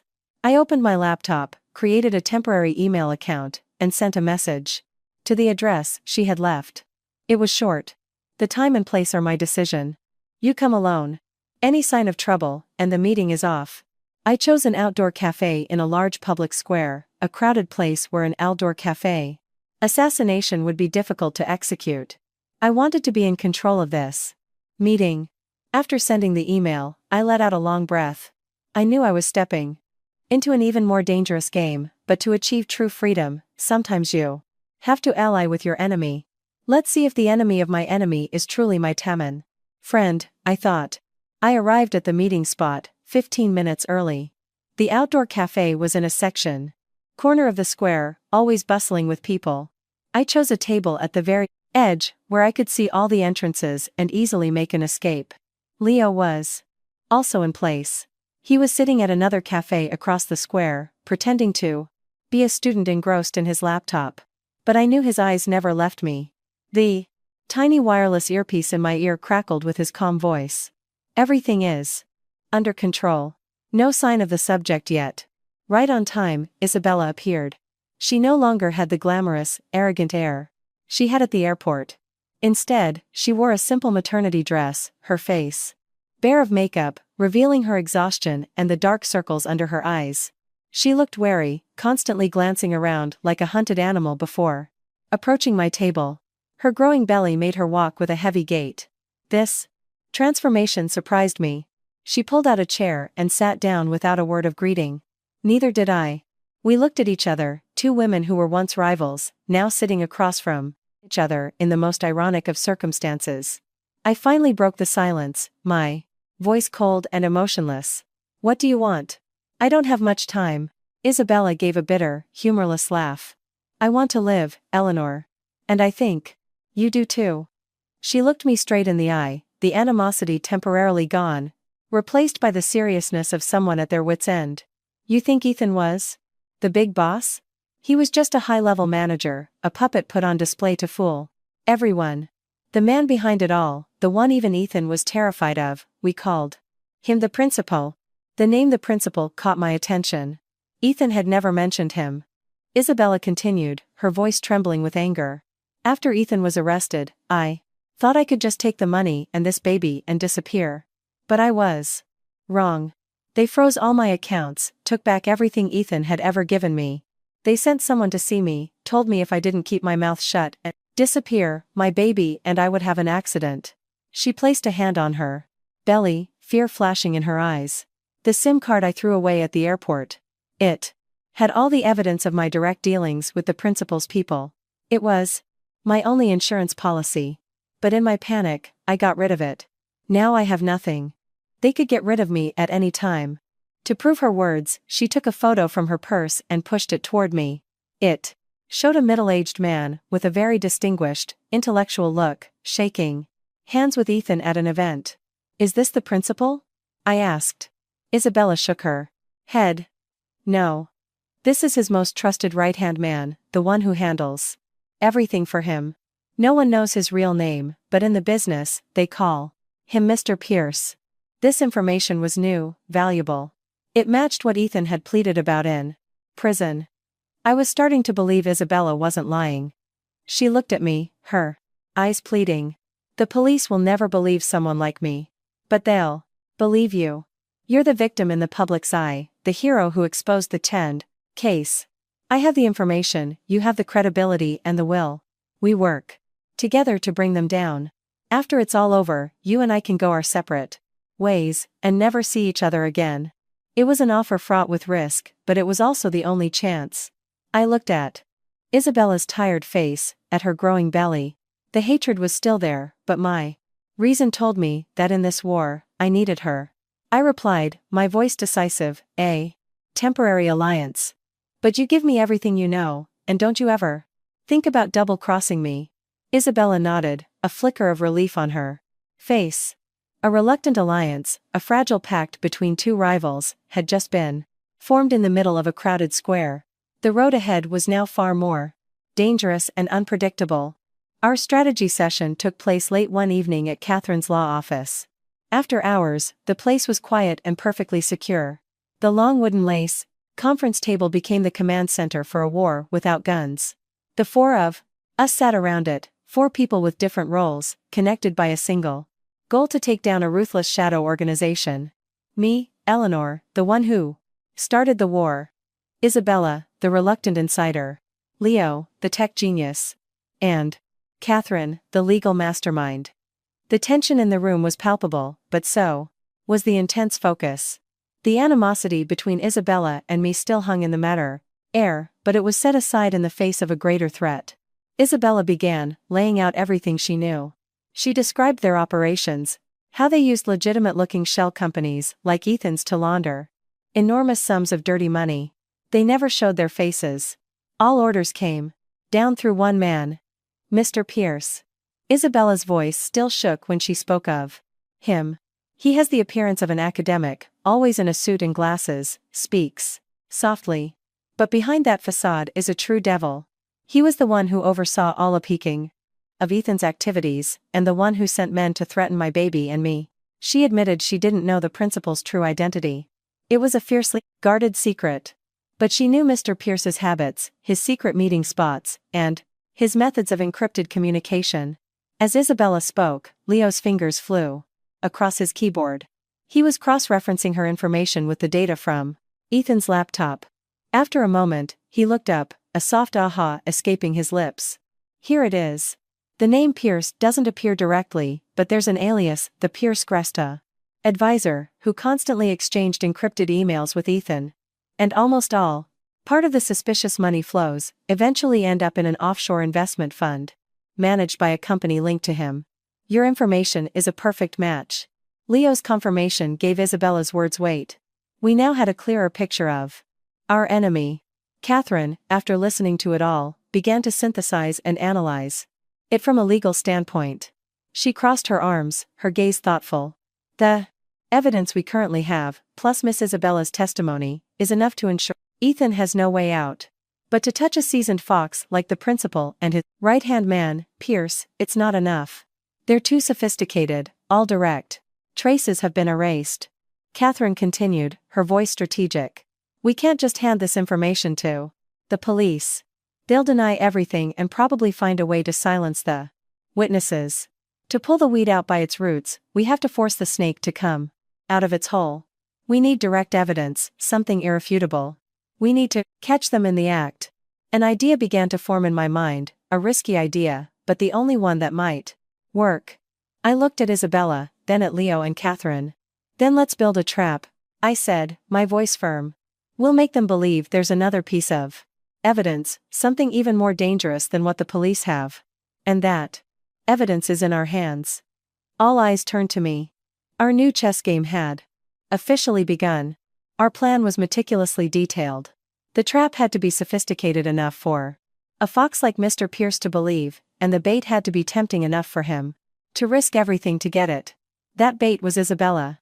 She was the only one with the credibility and the motive to possess such damning evidence, and the most believable reason to betray the organization. Backed into a corner and desperate for money to run. The first step was to spread a rumor. Using an old contact in the criminal underworld whom she believed was one of Pierce's informants, Isabella started leaking information. She tearfully told a story of being used by Ethan and then cast aside by the organization, which had taken all her money. In her desperation, she hinted that before his arrest, Ethan had given her an insurance policy, an original, handwritten ledger detailing every black market transaction, with the principal's own signature and notes from the few times he had directly approved a deal. She let it be known that she was looking for a set, discreet buyer for this treasure, someone willing to pay a high price, so she and her child could flee the country, start a new life, and disappear forever. This lie was perfectly built on the truth of her situation, making it incredibly believable. A pregnant woman, cornered and desperate, willing to do anything for money, and for her child, it was a convincing narrative. While Isabella spread the stewed rumor, Leo and I prepared the stage. We chose an abandoned warehouse in an industrial park on the outskirts of the city, a place isolated enough for a shady deal, but complex enough to position support. With his skills, Leo turned the old warehouse into a technological fortress. Dozens of microcameras were hidden everywhere, from cracks in the walls to the insides of broken light bulbs. High-sensitivity microphones were installed to capture every word. Catherine, meanwhile, worked with a trusted contact within the police force.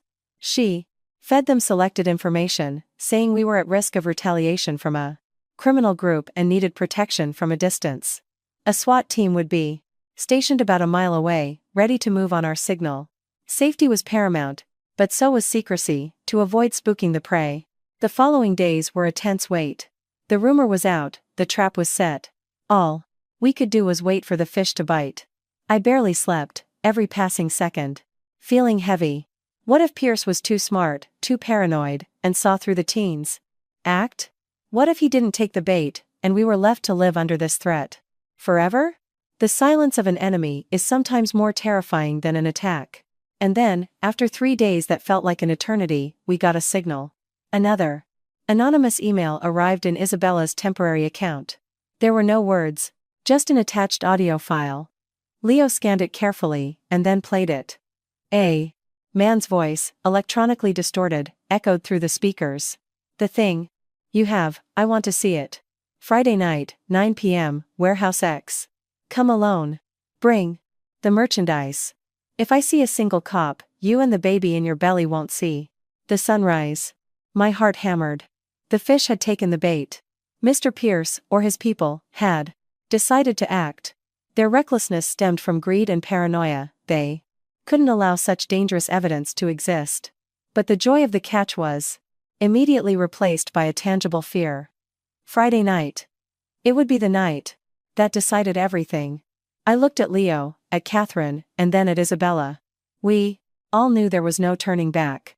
The fish has taken the bait, I thought. The question is, are we about to land a shark, or will it drag us all to the bottom of the sea? Friday night, 9 p.m. The air in the abandoned warehouse was damp and thick with the smell of rust. I wasn't there, but through the monitors inside a carefully disguised van parked 200 yards away, I could feel everything.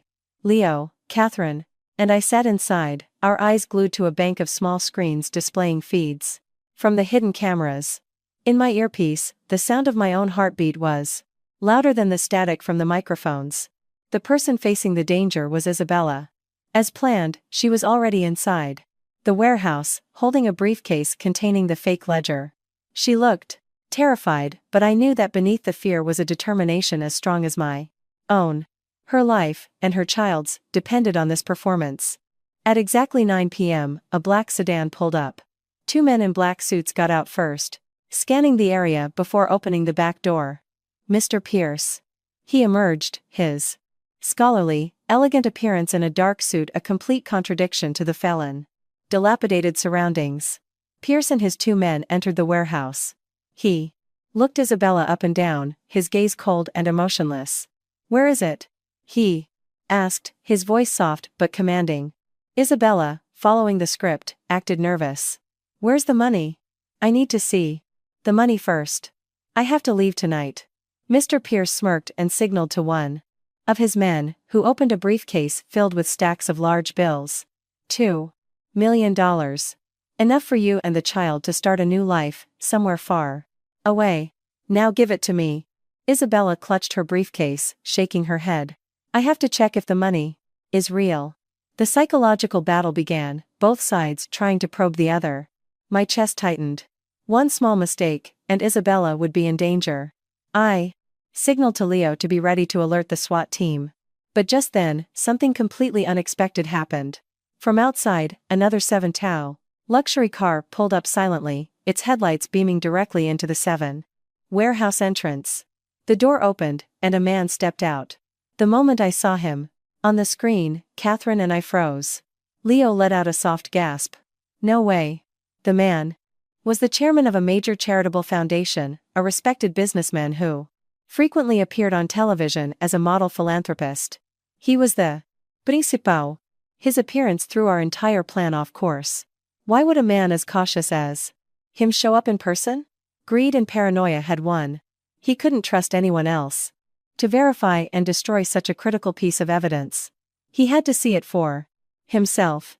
The principal walked into the warehouse, his aura calm and powerful. He glanced at Pierce, then at Isabella, and gave a slight nod. Good work, Pierce. And, hello, Miss Isabella. I believe we should conclude this business quickly. His presence made the air 10 times heavier. He gestured, and Pierce moved to snatch the briefcase from Isabella, but the principal suddenly raised a hand to stop him. He didn't look at Isabella. Instead, he turned his head, his gaze as sharp as a razor, and stared directly at a camera hidden in the rafters, the one Itexter knew had the clearest view. He smiled, a smile that would make your blood run cold. And then he spoke, his voice calm but striking my earpiece like a dash thunderclap. Miss Eleanor, I know you're out there. A fine performance, I must admit. You concocted a story, lured us into a trap. You are very clever women. My heart stopped. We were exposed. He knew everything. And he still came, which meant his preparations were even more thorough than ours. He continued, his smile turning cruel. But I believe it's time to drop the curtain. Immediately. After he said that, all the monitors in front of me went black. My earpiece filled with a loud, hissing static. Leo panicked. Signal's gone. They're using a professional-grade jammer. We're completely blind. A cold dread washed over me. Isabella was in there alone with true monsters. Signal's gone. Leo's shout was like a hammer blow to the dead silence inside the van. The three of us stared at the blank screens, raw panic setting in. Isabella was in there, and we had no idea what was happening. The enemy knew exactly where we were and had cut us off. That meant they were about to act, and it would be ruthless. Catherine grabbed her phone, her voice urgent but steady. I'm calling in the Batacas SWAT team. Now. But I knew a mile was still too far. From the moment they moved to when they reached the warehouse would take several minutes at best. In those minutes, anything could happen to Isabella. I couldn't let her die. Despite my hatred for her, in this fight, she was my ally, and I was responsible for her safety. In that chaotic moment, a cold decisiveness took hold of me. I turned to Leo, grabbing his shoulder. Leo, try to get the audio back. Anything. I just need to hear what's happening inside. Leo nodded, his fingers flying across the keyboard. At a frantic pace, trying to find a clear frequency. Outside, I could hear the faint sound of sirens, growing closer. The team was on its way. Catherine ended her call and looked at me, her eyes filled with anxiety. They're coming. But Eleanor, there's nothing more we can do. It's up to them now. I bit my lip, feeling a wave of helplessness. Suddenly, a crackle came through my earpiece, followed by a few broken sounds. Leo had done it. We had no video, but we had audio. I heard Mr. Pierce's voice roaring. Deal with her, now. The cops are almost here. Then came Isabella's terrified scream, followed by the cold, steady voice of the principal. She doesn't leave this warehouse alive. My heart felt like it was going to burst. They were going to kill her. Just then, a cacophony of other sounds erupted.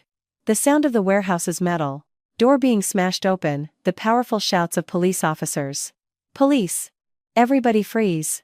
Drop your weapons! Then came the sharp, concussive pops of two Fremekans.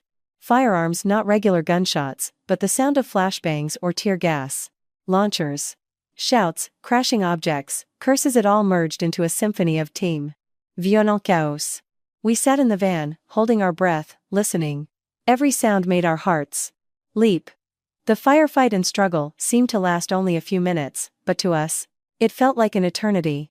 Then, gradually, everything fell silent, replaced by the shouted commands of the police and the sound of heavy boots. A long moment later, when the area outside was fully secured and bathed in the flashing red and blue lights of police cars, a uniformed officer approached our van. Just as Catherine had arranged. She rolled down the window. The officer gave a brief report. We have all subjects in custody, including the ringleader. Thank you for your cooperation. I let out a sigh of relief but immediately asked, what about the woman inside? Is she safe? The officer nodded. She's safe, just shaken up. I have to say, she's very brave. During the chaos, she used her briefcase to strike the man holding her, creating the opening we needed to move in and neutralize the subject. She's being taken to the hospital for observation. Hearing this, a complex emotion washed over me. In her moment of truth, Isabella had fought, not just for herself, but for our entire plan. The war seemed to be over. The masterminds were caught. Leo, Catherine, and I stepped out of the van, looking toward the brightly lit warehouse. A cold night wind blew past, but I no longer felt afraid. Instead, I felt an exhaustion that was bone deep, both physical and mental. I looked at my own trembling hands. We had won. But the price of this victory had been immense.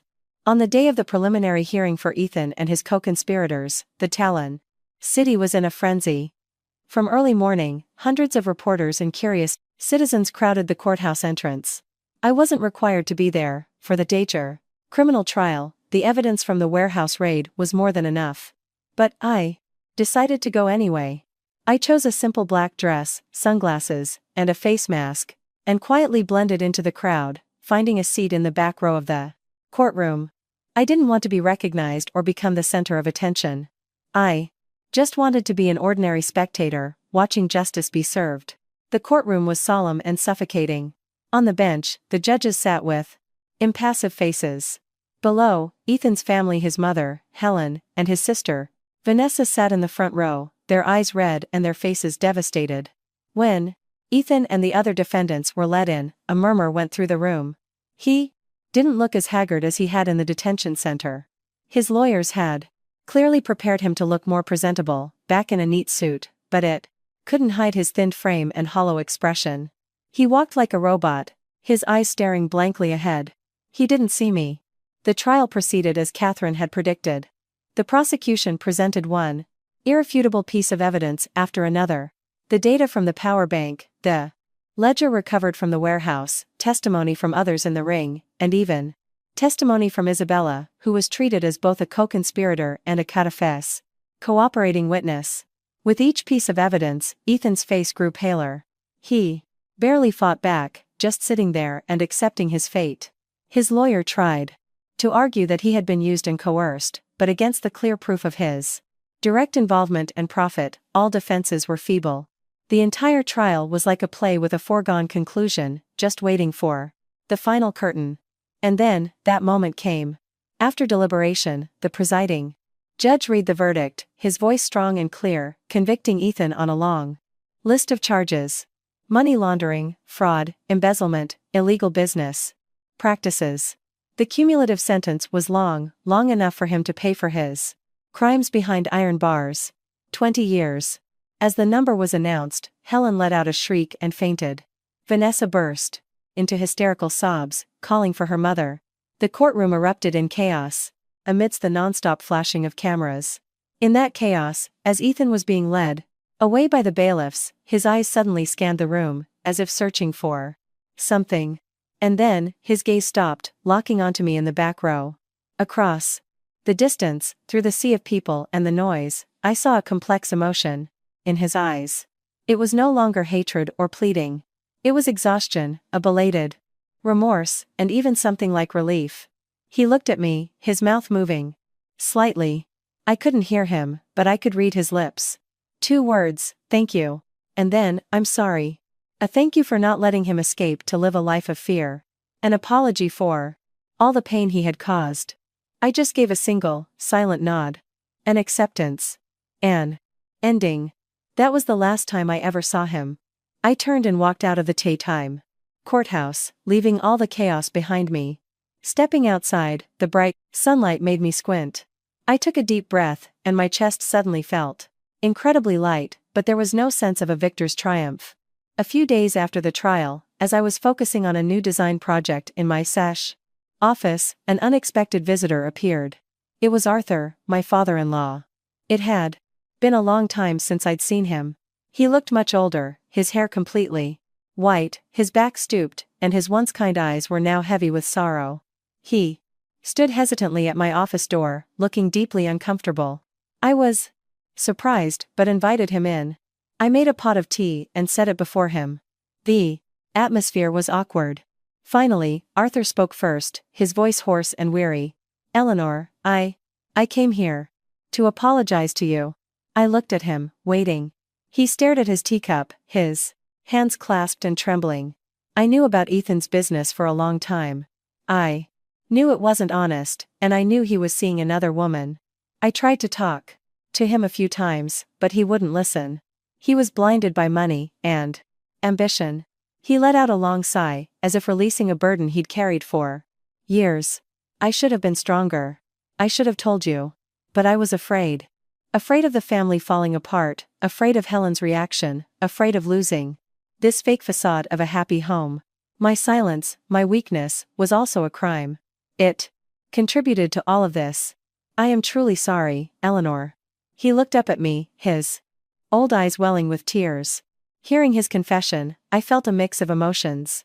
I was no longer angry, just sad. Arthur was just a weak man, a father helpless to stop his son's wrongdoing. He was a victim in his own family's tragedy. To atone, Arthur took a small, worn, leather-bound notebook from his bag and placed it on the table. This was Ethan's old journal. From the early days when he first started working with them. He was naive then, and wrote down some important things that he later tried to erase. I've kept it all this time.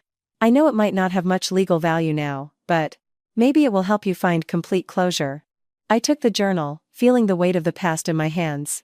This was perhaps the final piece of the puzzle. I looked at Arthur and said gently, "What's past is past, Arthur. We all have to face the lives we have now. I don't blame you. Please, take care of yourself."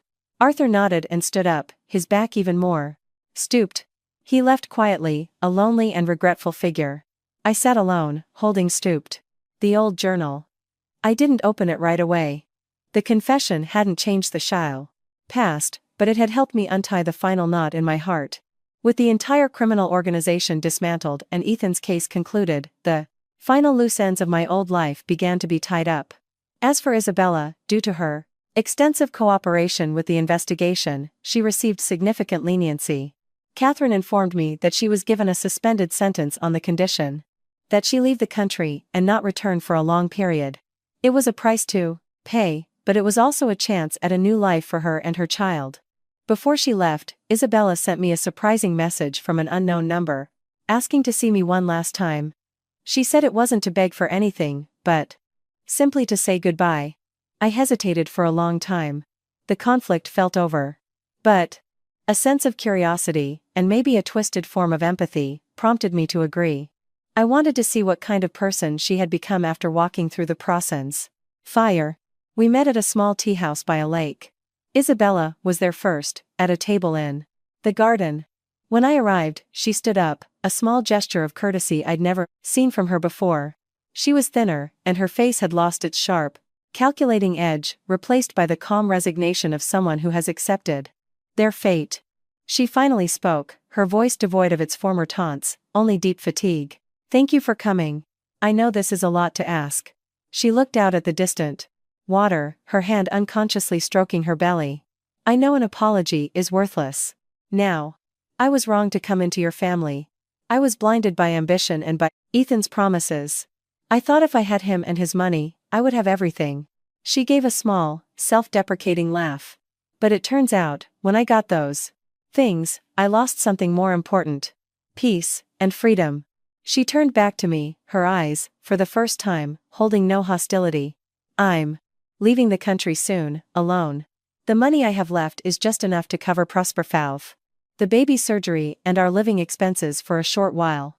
After that, I don't know. I'll have to start over." Hearing her speak of her uncertain future, I felt no joy. The woman before me was no longer a hated rival, but simply a mother trying to do everything for her child. I put down my teacup. "The past is over. You, me, Ethan, we've all paid the price for our choices. I don't hate you anymore. I hope your child will have a healthy and peaceful life." My words seemed to stun her. She looked at me, her eyes turning red. She whispered, "Thank you." We said nothing more. When Isabella stood to leave, her figure looked frail and lonely as she disappeared into the crowd. I didn't forgive her, but I chose to let go. Letting go of hatred was its own form of liberation. After the storms passed, my life slowly returned to a peaceful rhythm. The divorce and asset division hearing was quick and smooth. With irrefutable evidence of Ethan's infidelity, abuse, and coercion, Catherine dominated the Portis proceedings. The court declared the airport divorce agreement void. Our legal joint assets, after the illicit funds were seized by the government, were divided fairly. I received a share that justly reflected my contributions and sacrifices over 5 years. Holding the final court order, I felt not joy for the money, but an immense sense of relief. It was recognition. It was financial freedom. My small architecture firm began to flourish. Word of mouth spread, and I started getting larger contracts. Clients came to me not just for my skills, but because they admired my story and my strength. My creativity seemed to blossom after the turmoil. I found joy in every blueprint, in turning empty spaces into true homes for people. With my settlement, I bought a new condominium.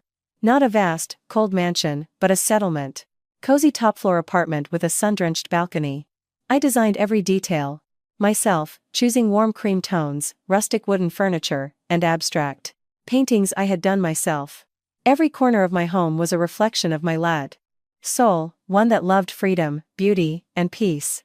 One weekend evening, I sat on my soft sofa, a cup of warm chamomile tea in hand, quietly watching the city lights sparkle. There was no more fear, no more scheming, just a pleasant silence. My phone rang.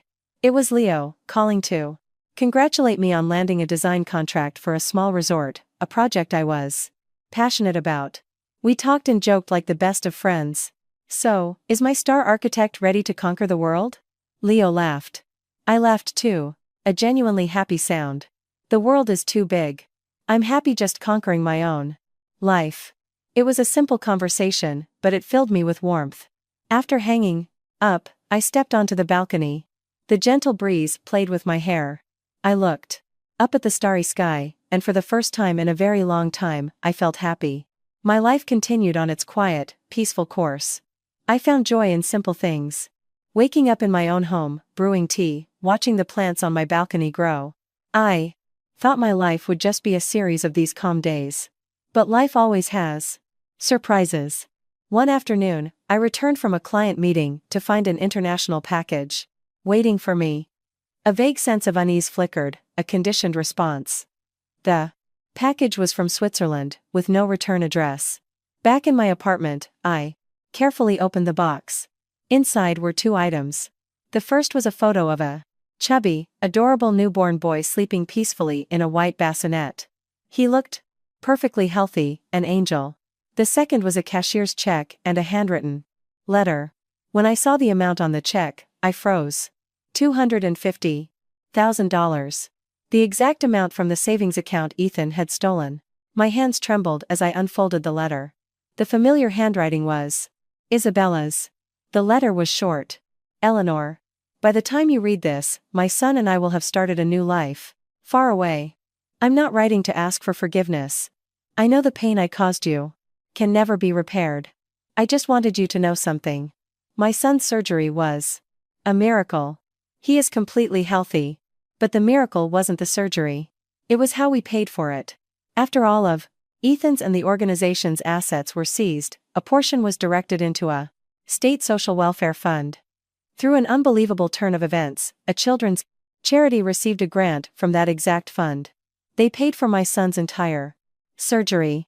Your act of revenge, in a way no one could have predicted, saved my son's life. I don't know if this is karma or some cruel irony. Either way, I owe you a life. I owe you my son's future.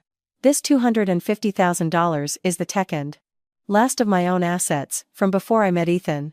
I am returning it to you, not as compensation, but to give back what was always yours. Please consider it a long overdue apology. Goodbye. I folded the letter. I looked at the baby's photo, then at the check. The truth was too complex, too ironic. My actions, born of pain and hatred, had inadvertently saved an innocent life. Good and evil, revenge and mercy, had blended into a strange, cyclical pattern I couldn't define. The check in front of me felt incredibly heavy. It was no longer a symbol of loss or victory, but a symbol of life's complexity. I thought I had turned a new page, but there was one final sentence from the old chapter that I had to write myself. The next morning, I took the check and the photo to Catherine and Leo. I couldn't keep this money for myself. It carried too heavy a story. I told them my decision. I don't want this money. I want to turn it into something meaningful. I want to start a small charitable foundation. They both looked at me with support and admiration. Catherine said it was a wonderful idea and offered to handle the legal work. Leo just smiled. You always manage to surprise people, Ellie. Do what you feel is right. I'll always be here for you. And so, the Eleanor Foundation for Children's Futures was born. A small charity, with the initial goal of funding heart surgeries for children from low-income families. I wanted to use this karmic money to continue planting seeds of life, to ensure that the circle of cause and effect would henceforth only yield good things. A few months later, I went to visit my mother. She no longer asked about the softered past. She just held my hand and said, "My daughter looks so different now. There's a clarity and peace in your eyes." I smiled and hugged her. Yes, I was different. I was no longer a submissive wife, nor a woman consumed by revenge. I was myself, Eleanor, free and at peace. Life flowed on gently. The firm grew. I found joy in my work and in mentoring young architects. Leo was still my rock, his friendship a priceless gift. This afternoon is a beautiful weekend afternoon. I sit on my balcony, finishing a good book. The breeze carries the faint scent of jasmine from my garden. I close the book and close my eyes, listening to the symphony of life around me. Children playing in the park below, birds singing, the wind rustling through the towering and dead leaves. I realize that happiness is not a destination, but a journey. It is the journey through the storm that teaches you to appreciate the sunny days. It is the journey of facing pain to find your inner strength. It is the journey of letting go of hatred to find true peace. The greatest revenge is not destroying the one who hurt you, but building a brilliant and beautiful new life for yourself. The door to the past is closed. A new one is open before me, full of light and endless possibilities. I don't know what challenges lie ahead, but I am no longer afraid. Because I know that with faith in myself and an open heart, I can face anything. I smile to myself. A smile of freedom and gratitude. My life is just beginning.